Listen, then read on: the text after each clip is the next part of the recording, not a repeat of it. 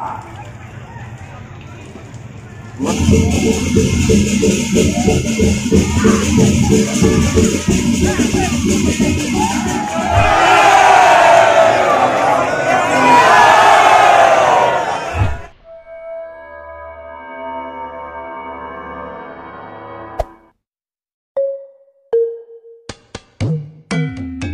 para subscriber Wanabas Bali dan para penonton semua, bagaimana kabar kalian? Semoga dalam keadaan sehat dan berbahagia selalu. Walaupun saat ini sedang hujan, tapi kita harus tetap semangat. Saat ini saya berada di Jero Gede Tainsiat di Jalan Nangka Denpasar, di mana ogoh-ogoh yang bertema Cupak di hari Selasa ini pada tanggal 18 Januari tahun 2022 akan dibawa ke Puri Pemecutan, yang terlebih dahulu akan melakukan prosesi mepet mengitari 4 Catuspate atau perempatan di kota Denpasar. Adapun 4 Catuspate yang akan dilewati ogoh-ogoh adalah: yang pertama dimulai dari Catuspate di Jalan Tamrin, yang kedua Catuspate di Jalan Gajah Mada atau Catur Muka, yang ketiga Catuspate Suci atau di Jalan Hasanuddin, dan terakhir adalah Catuspate di depan Puri Pemecutan. Prosesi mengitari 4 Catuspate merupakan hal wajib dilakukan dalam upacara pelebon pada tingkat utamaning utama.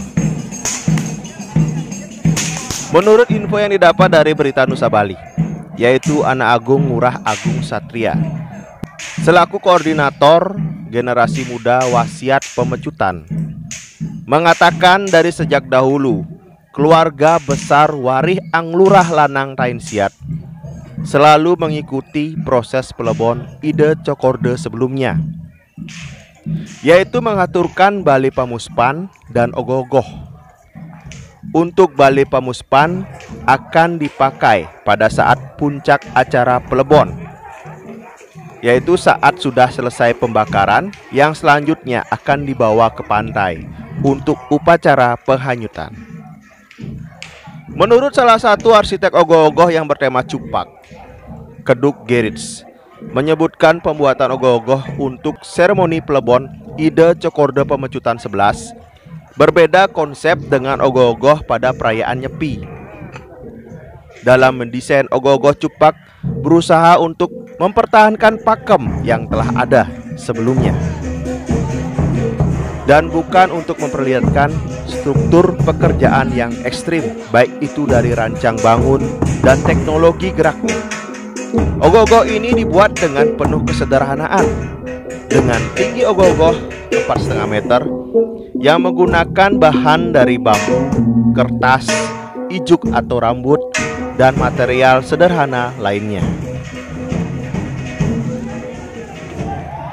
Konsep seorang Cupak yang sebelumnya digambarkan memiliki sifat-sifat yang buruk dan berbanding terbalik dengan sifat sang adik Gerantang. Namun saat Cupak bertemu dan berguru kepada Betara Brahma, Cupak mulai menyadari kesalahan yang dibuat selama ini. Cupak dengan keteguhan hati mulai bertapa kepada Betara Brahma dan meminta petunjuk untuk bisa menjadi manusia yang lebih baik dari sebelumnya. Dengan bermodalkan keteguhan tersebut, Cupak akhirnya diterima menjadi murid Betara Brahma dan mulai menjalankan pelajarannya atau Brahmancari.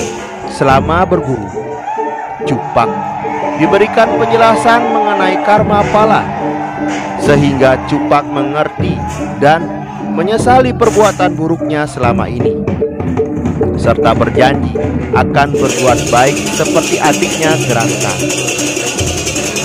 Betara Brahma yang melihat perubahan Cupak dan merasa bahwa Cupak sudah lulus dalam tahap Brahmancari, memberikan titah kepada Cupak untuk kembali ke bumi dan mencari jodohnya di kerajaan Puri Gebong Wesi. Dewa Brahma juga memberi pesan kepada Cupak bahwa dalam perjalanannya akan bertemu seekor naga pengganggu. Cupak pun mendengarkan pesan tersebut, dan disinilah Cupak berada dalam perjalanan ke bumi, dia bertemu seekor naga yang selalu mengganggunya dengan menyemburkan api ke arahnya. Beberapa kali Cupak menghindar dari serangan tersebut, namun kesabaran Cupak habis dan akhirnya dia membunuh naga tersebut. Saat naga terbunuh, darah naga mengenai wajah Cupak dan kemudian wajah Cupak berubah menjadi tampan. Cupak baru menyadari perubahan tersebut ketika ia menatap wajahnya di sebuah kolam air. Setelah perjalanan panjang, akhirnya Cupak sampai di kerajaan Puri Gerbong Besi. Di sanalah Cupak menghadap raja yang dulu pernah ia selamatkan dari Garuda raksasa dan berhasil mengalahkan Garuda raksasa tersebut. Singkat cerita, akhirnya Cupak dinikahkan dengan putri raja dan hidup berbahagia. Serta tidak lupa Cupak berkumpul bersama orang tua dan adiknya untuk membagi kebahagiaannya saat itu.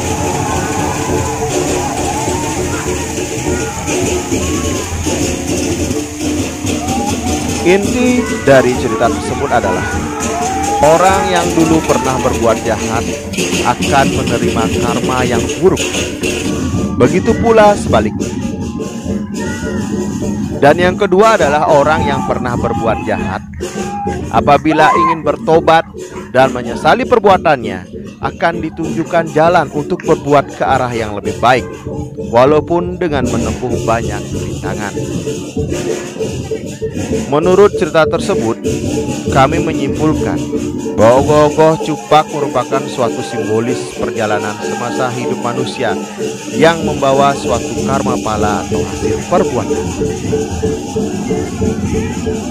Menurut sumber dari Bali Express, Jawa Pos, menurut budayawan Igede Anom Ranuare, SPPD, SSN, MSI, MAG, pengarakan ogoh-ogoh adalah upacara pelebonan. Jangan dikaburkan dengan mengarakan ogoh-ogoh pada saat pengerupukan sebelum hari raya Nyepi. Cikal bakal ogoh-ogoh berasal dari budaya Subak, yang tak lain merupakan pengembangan dari lelakut. Istilah lelakut atau petakut terdapat dalam lontar Pamuruk pantun yang artinya ruang yang memberi ketakutan. Petakut biasanya dibuat oleh petani ketika terjadi merane atau serangan hama. Petakut tersebut berwujud sepasang orang-orangan bernama Rare Angon atau laki-laki dan Rare Ciri atau perempuan. Cikal bakal ogoh-ogoh tersebut, ya petakut itu sendiri, ungkapnya. Untuk membuat aktivitas subak itu menjadi magis, maka dibuatlah ritual dengan menggunakan sarana upacara saat menancapkan lelakut tersebut. Penancapannya pun dengan mencari hari baik, biasanya pada hari Kajang Kliwon. Rare Angon identik dengan pikiran yang selalu mengembara. Dari kata inilah membuat budaya ini berkembang sesuai dengan proporsi yang diinginkan desa kale patra itu sendiri. Budaya Subak dengan menggunakan lelakut, Rare Angon dan Rare Ciri ini diadopsi sehingga adanya pengarakan ogoh-ogoh dalam pengabenan. Namun Guru Anom menegaskan, tidak semua pengabenan memakai ogoh-ogoh. Pengarakan ogoh-ogoh hanya dilakukan pada pengabenan mewangun yang menggunakan bade awin atau utamaning mewangun. Bahkan mewangun juga dibagi menjadi 3, yaitu kanis taning mewangun, madyaning mewangun, dan utamaning mewangun. Utamaning mewangun sering juga disebut ngaben mebade awin. Sarana-sarana yang digunakan dalam ngaben ini sudah ada dalam sastra Pratatiwan, baik dari Yama Purana Tatwa, Yama Purana Tatwa, Palutuk, Pengabenan, dan Lontar Pratatiwan. Dalam sastra yang telah disebutkan, ada sarana-sarana yang harus digunakan dalam utamaning mewangun atau ngaben mebade awin, seperti angenan, pisang jati, baris poleng, gender, dan gambang. Pengantarnya adalah guling panyukjuk yang terbuat dari anak babi yang belum dikebiri. Biasanya guling panyukjuk dipanggul oleh satu orang, karena yang melakukan ngaben mebade awin adalah Sulinggih dan keluarga Puri yang notabenenya memiliki banyak sisil dan rakyat. Maka dibuatkanlah ogoh-ogoh sebagai sarana penempatan guling panyukjuk. Dengan ogoh-ogoh maka dapat dibopong oleh banyak orang, sehingga memberi ruang kepada masyarakat untuk mengungkapkan rasa baktinya. Dulu guling panyukjuk identik dengan cupak, sehingga ogoh-ogoh pengusung guling dibuat berbentuk cupak. Sementara cikal bakal ogoh-ogoh dalam pengerupukan sebenarnya berasal dari ogoh-ogoh yang digunakan pada saat pengabenan ngewangun. Ogoh-ogoh saat pengerupukan merupakan perkembangan era baru sejak tahun 1980-an. Jika ogoh-ogoh saat pengerupukan difungsikan untuk ngomye budakala, maka dipresentasikan sebagai raksasa dan diarak sebelum tawur kesange. Sebaliknya, jika ogoh-ogoh difungsikan sebagai bute yang telah disomye, maka bentuknya adalah dewa. Bagaimanapun perkembangan dunia harus kita ikuti, tetapi tidak boleh melenceng dari roh ajaran agama Hindu. Kita juga harus tetap mengapresiasi anak-anak muda dalam berkesenian.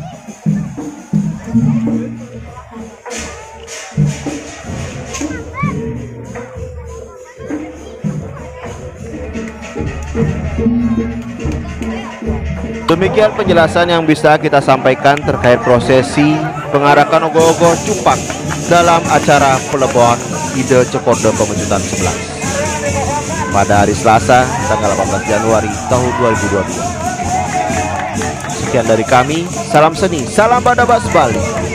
Oh, Santi. Wow.